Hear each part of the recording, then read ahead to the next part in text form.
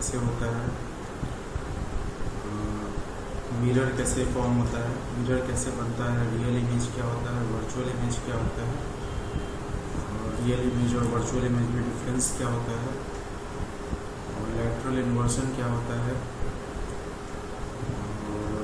और कुछ terms mirrors related, जैसे कि नॉर्मल क्या होता है, एंगल ऑफ इंसिडेंस क्या होता है, एंगल ऑफ रिफ्लेक्शन क्या होता है, लॉज ऑफ रिफ्लेक्शन पढ़ चुके हो। अब आगे बढ़ते अब देखते हैं कि प्लेन मिरर में इमेज फॉर्मेशन कैसे होता है। प्लेन मिरर मतलब जो कि फ्लैट सरफेस है जिसका। मिरर कितने टाइप का होता है? 2 टाइप का, प्लेन और स्फेरिकल मिरर। हम बात कर रहे हैं यहाँ पे प्लेन मिरर का। तो इमेज फॉर्मेशन में प्लेन मिरर देखेंगे अभी। 2 केस लेंगे, एक पॉइंट ऑब्जेक्ट का और एक एक्सटेंडेड ऑब्जेक्ट। एक्सटेंडेड मतलब जो कि बड़ा ऑब्जेक्ट जो पॉइंट ऑब्जेक्ट नहीं है, ठीक है। जैसे कि एक पेंसिल ले लो, एक एक्सटेंडेड ऑब्जेक्ट हो। चलिए चलो स्टार्ट करते हैं। हम पॉइंट ऑब्जेक्ट को यहाँ पे कंसिडर करेंगे क्या? एक पिन ले लो, ठीक है, पिन। ड्राइंग बोर्ड का जो पिन होता है, बुलेटिन बोर्ड पे जो लगाते हैं, उसको पॉइंट ऑब्जेक्ट मानते हैं। हालांकि पॉइंट ऑब्जेक्ट नहीं है, फिर भी दिखने के लिए कुछ तो ऑब्जेक्ट चाहिए। अब इसमें एक एक्सपेरिमेंट लिखा हुआ है, उस एक्सपेरिमेंट को पढ़ के समझो। देखो सीधी सी बात है, मिरर है, ठीक है। मिरर के सामने तुम रख रही हो पिन को, ठीक है। मान लो ये पिन है तुम्हारा O पॉइंट पे। तो इस पिन से देखो, किसी भी ऑब्जेक्ट का इमेज फॉर्म होने के लिए 2 रेज का किसी पॉइंट पे मिलना जरूरी होता है। उस ऑब्जेक्ट से जो रेज आ रहे हैं, कम से कम 2 रेज आके जब एक पॉइंट पर मिलेगा, तब जाके उस पॉइंट का इमेज फॉर्म होगा। ऐसे ही अगर एक्सटेंडेड ऑब्जेक्ट है, तो उस पूरे एक्सटेंडेड ऑब्जेक्ट का इमेज फॉर्म होने के लिए उस ऑब्जेक्ट के हर पॉइंट से 2 रेज आकर के कहीं पे मिलना चाहिए, तब जाके उस ऑब्जेक्ट का इमेज फॉर्म होगा। अभी जैसे देखो, ये ऑब्जेक्ट O है, यहाँ पे O से 2 रेज आ रहा है, तो आ तो रहा है हर डायरेक्शन में रेज, लेकिन हम कंसिडर कर रहे हैं सिर्फ 2 ही रेज को यहाँ पे, ताकि इमेज फॉर्म कर सके, ताकि कंफ्यूज ना हो जाए। मान लो कि यहाँ से पहला रेज आ रहा है OA, जिसको रेड लाइन से इंडिकेट किया गया है। दूसरा रे आ रहा है OB, जिसको ब्लू लाइन से इंडिकेट किया गया है, ठीक है। अब लॉज ऑफ रिफ्लेक्शन के हिसाब से क्या होगा? OA आएगा और रिफ्लेक्ट कर जाएगा मिरर से AC में, ठीक है। और OB आएगा उसी तरह से BD में रिफ्लेक्ट कर जाएगा मिरर से। लेकिन इस AC और इस BD को अगर हम पीछे एक्सटेंड करें, यानी कि डॉटेड लाइन को ले जाके थोड़ा मिरर के पीछे की तरफ ले जाए और इसको ले, तो देखेंगे कि ये जो O है, ये इस पॉइंट पे ये दोनों रे जो है मिल रहा है। कौन दोनों रे? AC और BD इस पॉइंट पे मिल रहा है, यानी कि Q पे, है ना। तो इस पॉइंट पे जहाँ पे ये दोनों रे मिल रहा है, वही हो जाएगा O का इमेज, ठीक है। तो ये किस टाइप का इमेज हो गया? ये वर्चुअल इमेज हुआ। क्यों वर्चुअल इमेज हुआ? क्योंकि इसको हम स्क्रीन पे नहीं देख सकते हैं, इसको सिर्फ मिरर पे देख सकते हैं, इसलिए इसको बोलेंगे वर्चुअल इमेज। बहुत सिंपल सी बात है, कोई कंफ्यूज होने की बात नहीं है। एक ऑब्जेक्ट है, पॉइंट ऑब्जेक्ट है, इससे 2 रे आया OA और OB, ठीक है। OA रिफ्लेक्ट कर गया AC में और OB रिफ्लेक्ट कर गया BD में। तो AC को जब एक्सटेंड किए मिरर के पीछे, तो वो यहाँ पे आया, और जब BD को एक्सटेंड किए मिरर के पीछे, तो यहाँ पे आया। और जब ये दोनों रेज मिलेगा, वो पॉइंट हो गया Q। ये Q हो गया O का इमेज, ठीक है। इसमें कुछ चीज नोटिस करने के लायक है कि मिरर से जितने दूर पे ऑब्जेक्ट है, उतना ही दूर पे अपोजिट डायरेक्शन में इमेज है, पॉइंट, ठीक है। अब देखते हैं एक्सटेंडेड ऑब्जेक्ट के केस में क्या होता है। इसको पढ़ना यहाँ पे जो लिखा हुआ है,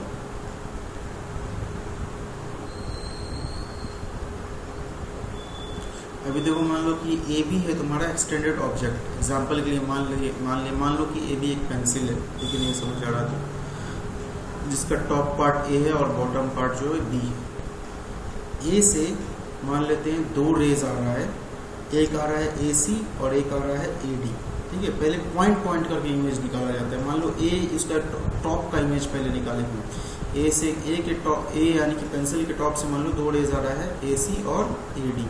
AC एकदम मिरर के परपेंडिकुलर आ रहा है, ठीक है। चूंकि AC एकदम सीधा आ रहा है, तो सीधा ही वापस चला जाए, क्योंकि हमको पता है angle of incidence equals to angle of reflection. अगर कोई चीज सीधा आ रहा है, परपेंडिकुलर आ रहा है, इसका मतलब उसका एंगल ऑफ इंसिडेंस 0 है। तो उसका एंगल ऑफ रिफ्लेक्शन भी 0 हो जाएगा, यानी कि जिस लाइन से आया था उसी लाइन से वापस चला गया। ठीक है, अब बात करते हैं AD का। AD आया, मिला इस पॉइंट पे, D पॉइंट पे मिरर से टकराया और वहाँ से रिफ्लेक्ट कर गया DR के फॉर्म में। AD था इंसिडेंट रे, DR हो गया रिफ्लेक्टेड रे। तो यहाँ पे क्या हुआ, एंगल ऑफ इंसिडेंस क्या हुआ, एंगल ADB, और एंगल ऑफ रिफ्लेक्शन क्या हुआ, BDR। ADB equals to BDR, angle of incidence equals to angle of reflection, laws of reflection में पढ़ी थी।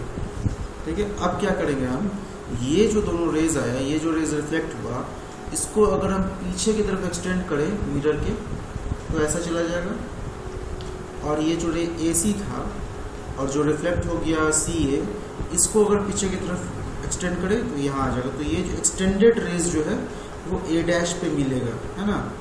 तो क्या पता चला हमको, A का जो ये पॉइंट A जो था उसका इमेज आया A' पे। अब उसी तरह से हम A से लेके B तक एक एक पॉइंट के लिए ऐसे ही 2 रेज बनाए, अगर हम ऐसे करके एक रे ऐसे आया, फिर एक रे ऐसे आया, फिर एक रे ऐसे आया, फिर एक रे ऐसे आया, तो पता चलेगा क्या कि इसका जो इमेज होगा वो AB का जो इमेज होगा वो A' B' हो जाएगा।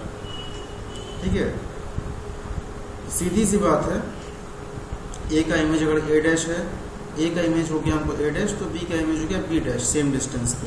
ये हमको पता है कि प्लेन मिरर में क्या होता है, जितने दूरी पे ऑब्जेक्ट होता है उतनी ही दूरी पे इमेज भी होता है उसका, उस प्रॉपर्टी से हम बना लेंगे इमेज।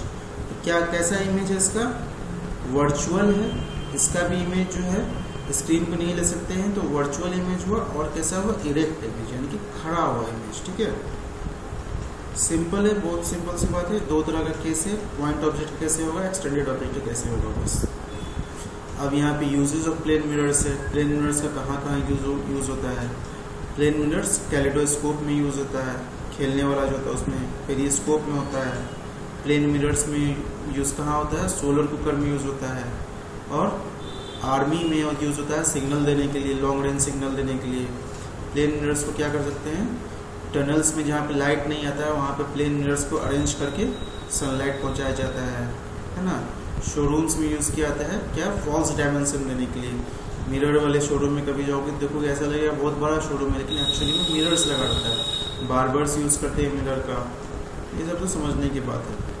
अब आते हैं स्पीड ऑफ लाइट। ठीक है, जो हम लोगों को लाइट मिलता है ऑलमोस्ट इंस्टेंटली ही दिख जाता है, जैसे बल्ब ऑन करते हैं वैसे ही हमें दिख जाता है, लेकिन कुछ डिले होता है उसके ट्रैवल करने में, क्योंकि लाइट का भी एक स्पीड होता है, उससे वो ट्रैवल करता है। जैसे सनलाइट जब अर्थ पे आता है तो उसको 8 मिनट 15 सेकेंड लगता है तो सन से अर्थ तक आने में,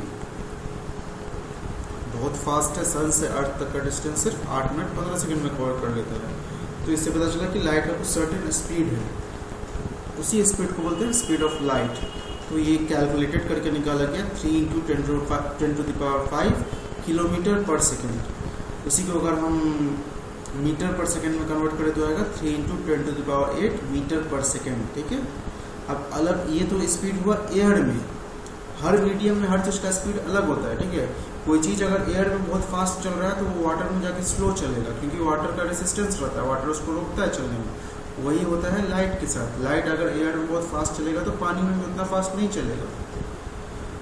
पानी में उसका स्पीड क्या होता है, तो पानी में दिया हुआ है 2.25 × 10⁵ किलोमीटर पर सेकेंड। ठीक है, और ग्लास में क्या स्पीड होगा, 2 × 10⁵ किलोमीटर पर सेकेंड इन ग्लास। ठीक है, खैर याद रखने के बात ये है कि स्पीड का स्पीड ऑफ लाइट जो होता है एयर में होता है 3 × 10⁸ मीटर पर सेकेंड। ठीक है, तो ये हुई स्पीड ऑफ लाइट की बात। अब आगे है कलर्स। अब देखो कलर्स के बारे में बात करेंगे। जो वाइट लाइट होता है वो कितने लाइट्स का कंपोजिशन होता है पहले भी पढ़ी होगी। जो वाइट लाइट होता है हमारा वो 7 लाइट से 7 कलर्स से मिल के बना हुआ है। वो कौन कौन है उसको डिनोट करते हैं विद ग्योर से, violet, indigo, blue, green, yellow, orange और रेड।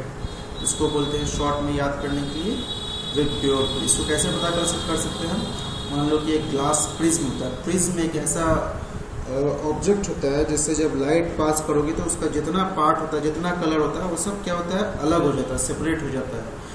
हम लोग जानते हैं व्हाइट लाइट 7 कलर्स का होता है। अगर उसको देखना है तो उस व्हाइट लाइट को प्रिज्म से पास करो तो 7 के 7 कलर को हम लोग अलग अलग देख पाएंगे। और प्रिज्म नहीं है अगर तो जनरल जो कचकारा वाला स्केल होता है उससे ट्यूब को देखो तो तुमको 7 कलर का लाइट दिखेगा, यानी कि एक स्पेक्ट्रम दिखेगा, जस्ट लाइक रेनबो। वही होता है, क्या होता है उसमें, तो लाइट का जो कंपोनेंट होता है, जो कलर्स होता है, स्प्लिट हो जाता है, अलग अलग हो जाता है ना। इसी फिनोमेना को बोलते हैं डिस्पर्शन ऑफ लाइट। यहाँ पे देखो, the splitting of white light into 7 colours when they pass through another medium like rain drop और prism is called dispersion of light. इसको याद कर लेना है, डेफिनेशन है, ठीक है। अब ये समय क्या होता है, रेड, ग्रीन और ब्लू जो होता है प्राइमरी कलर्स होता है। अब इन प्राइमरी कलर्स को फिक्स प्रोपोर्शन में, यानी कि अलग अलग रेशियो में मिला करके हम सेकेंडरी कलर्स बना सकते हैं, यानी कि जितने चाहे कलर, जितने दुनिया के जितने भी कलर्स हैं, तो इन्हीं तीनों कलर्स को मिला के बनते हैं, ठीक है।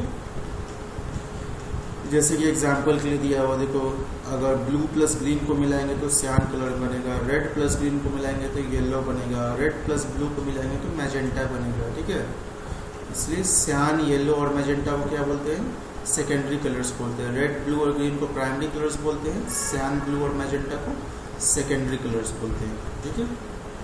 अब देखो, कलर ऑफ एन ऑब्जेक्ट हमको कैसे दिखता है। हर एक ऑब्जेक्ट एक कलर होता है। जैसे कि मान लो तुम एक फ्लावर देखती हो, पिंक लिली देख रही हो तो पिंक ही दिखेगा हमको, ठीक है। वाइट लिली देख रही हो तो हमको वाइट ही दिखेगा। क्यों, ऐसा क्यों होता है हमको? तो पता ये चला कि जो कलर, जो एक किसी खास कलर का ऑब्जेक्ट होता है, जैसे कि पिंक लिली है, तो उस पर जब हम लोग वाइट लाइट फेंकते हैं तो सारे कलर को सिवाय पिंक के वो क्या करता है, एब्जॉर्ब कर लेता है, सिर्फ पिंक को रिफ्लेक्ट करता है ना। उसी तरह से जैसे कि रेड रोज़ है, रेड रोज़ पे जैसे ही वाइट लाइट पड़ता है तो वो क्या करता है, सारे कलर सिवाय लाल के एब्जॉर्ब कर लेता है और लाल कलर को रिफ्लेक्ट करता है। वही हमारे आँख में आता है तो पता चलता है कि रोज़ जो है रेड कलर का या ग्रीन कलर का प्लांट है, मान लो। इस पर अगर वाइट लाइट पड़ता है तो क्या करता है, सारे लाइट को एब्जॉर्ब कर लेता है और क्या करता है, ग्रीन कलर को रिफ्लेक्ट कर देता है। तो उससे हमें पता चलता है कि जो वो हमारा प्लांट हो क्या था, ग्रीन। उसी तरह से क्या है, बाकी दुनिया में जितनी ऑब्जेक्ट्स हैं वो हमें दिखता है उसका कलर। बहुत ही सिंपल चैप्टर है, चाहो तो 1 घंटे में ख़त्म कर सकती हो, ठीक है। चलो अगला चैप्टर फिजिक्स का भेजते हैं।